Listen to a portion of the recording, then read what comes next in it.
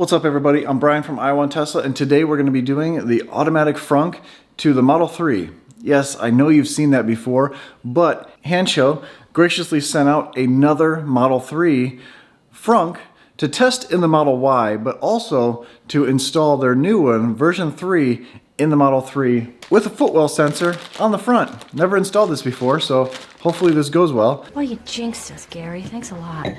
But yes, my friend is coming over. He's not here yet. He's coming over right now with his Model 3, and we're gonna put it in his car. We're gonna test it in the Model Y first and see how close they are to the kit. This thing's very similar, but also we're finding out that it's quite a bit different. So we're gonna test that out. If you wanna pick up a powered trunk or powered frunk from Hansshow, there's a link down below where you can save 10% off of your order using my code. They have it for the Model 3 front and trunk. They have it for the Model S and the Model X, which I've done on all those, well, except for the Model S.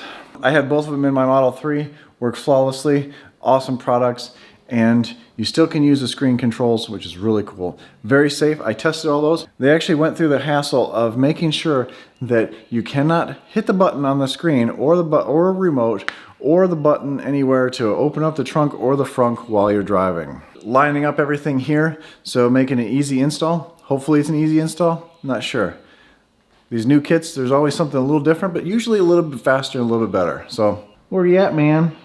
I think he's coming. All right, so we're gonna get going. We're gonna unpackage everything, take things apart, but also test fit things in the Model Y as far as the front latch goes. I'm not sure if everything's gonna fit. This is gonna help out Hansshow get to production faster for the Model Y, so you can get yours faster. All right, so first thing, we're gonna start with the struts. We have to put those in on either side, and well, one at a time. So the struts are on. That was the easy part. Those are just like replacing the stock ones with the automatic ones that I came up with before. And now comes the hard part. We're going to work on this latch here, disconnect all this mechanisms and follow the directions, and you'll be all set. A lot better directions than I got the first time. Mine were not in English and it was just really bad pictures. So now they have some really good directions. And if you don't have these, you can download them from their website. All right, so far, I got this part attached to the spring. Basically following the directions is very easy. Getting to the point where you need to attach the safety cable down below to the front here. Pop that off, hook everything up. If this stops working for some reason, you can manually pull that open. And then the part that you're probably here for, that we're gonna do after this, I'm gonna speed through this part, but we're gonna slowly go through the foot sensor. Never put one of these in before. Either the back or the front, so that's going to be fun to do. It's going to be a little challenging. I'll keep the curse words off of the video here, but we'll get it done. In fact, I didn't introduce Dan before, but he's been in some of the other videos. This is Dan's car, and he's getting a wonderful frunk, courtesy of Hansshow. We've already finished installing everything. Of course, there's a nest of wires here. I'm going to tidy those up a little bit more, but we have power, the control box, the struts, and then the mechanism here, and of course it closes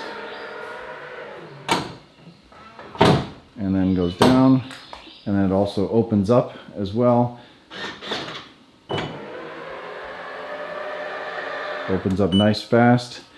I didn't put that dent in his hood, so I know someone will comment.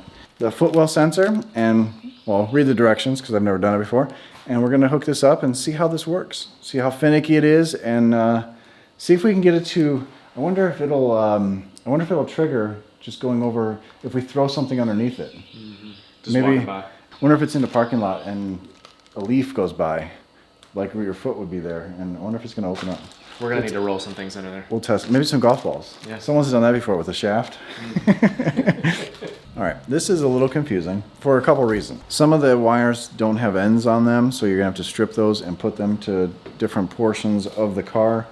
The power just comes in. I put this end on. I'm going to try to fit this on to past the one side of the fuse just in case anything happens, but you need to find power to it. You need to find ground, and then this one goes to the front button up here, or the front wire where the positive terminal is, because there's two wires up there, and so if you have to pop the trunk, or I think this will work with the button inside the car, we're going to find that out. And then this wire goes all the way to the sensor, which is this little sensor, which goes inside the bumper, right up into here somewhere. And then we fish the wires all over. We'll try to center it, or put it off to the side, so everyone will think it's centered, unless you watch this video. Obviously an installer will do this and they'll understand it and have done others, but and it's intimidating, but we're gonna figure it out, and then I'll show you where all the wires go after we're done. But yeah, this is a little difficult. It's a little less polished than the rest. This went together really easily, and if you follow the directions, it goes fine. But this is just a little bit more confusing, but I think if you could do this, I think it's not difficult. I mean, it's challenging, but it's not difficult. With that said, we haven't done it yet. So, all right, we're making some progress. You see Dan's on the ground holding the flashlight, but we got that white wire comes all the way through, just like you bring the other wire through here. We ran the other wire down for the foot sensor here. We've just pried the bottom loose, and we've cleaned. There's an aluminum bar that runs along this front edge here for protection and keeping this solid and everything. And it comes with 3M tape, so we're going to stick that up underneath here.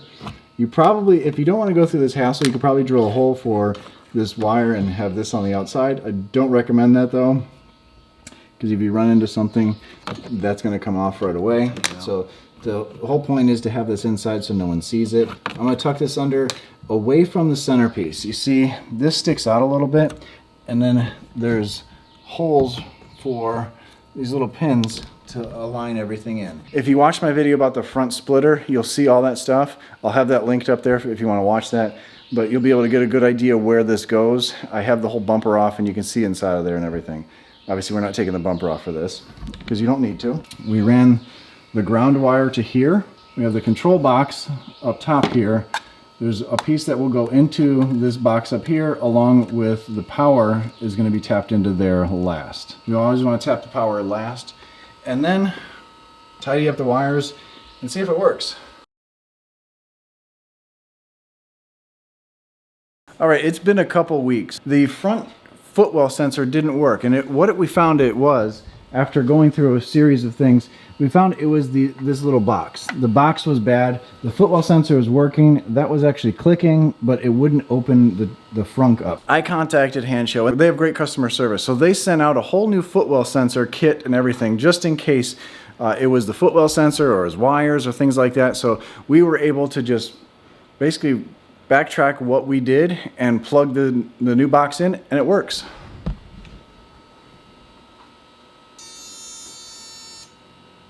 Shit. So one thing we noticed, we just kind of wrapped this wire around. This is the positive wire that comes out for the tow hook. I held this in so we have a good connection. So the directions say to tape this, but if you can get something that hooks onto there maybe, or even solder this on, that's probably better. But now that we have a good connection, this is going to work, hopefully. There we go. It's a little finicky, but it does work. And of course we have to put everything back together. And this swings back over and locks itself, or in that safety position, allowing the trunk to be closed now.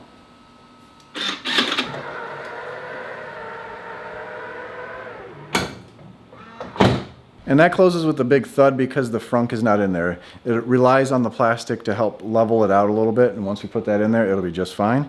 But yes, this is really nice when you have your hands full. Like right now I don't have both of them full, but I got the camera. You just walk up to it, swipe your foot across. Again, it's finicky. There we go.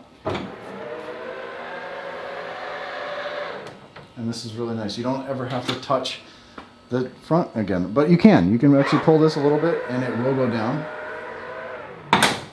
So that is the frunk right there, and of course it's been a little bit, and you notice earlier in the video the car was washed and it was nice and clean. Dan's been out of town a little bit, and he's the one who washes the car most of the time, and so now it's got some water spots on it, and that's what he's going to do later today. That's why the car is dirty, plus he's been driving it a little bit. Order your power frunk or your trunk from Hansshow, and they have a lot of great things. You've seen a lot of them in my videos. We want to make sure you get a good connection here, otherwise that won't work. As always, stay awesome, stay positive, and frunk you later. I don't know. I'll see you later.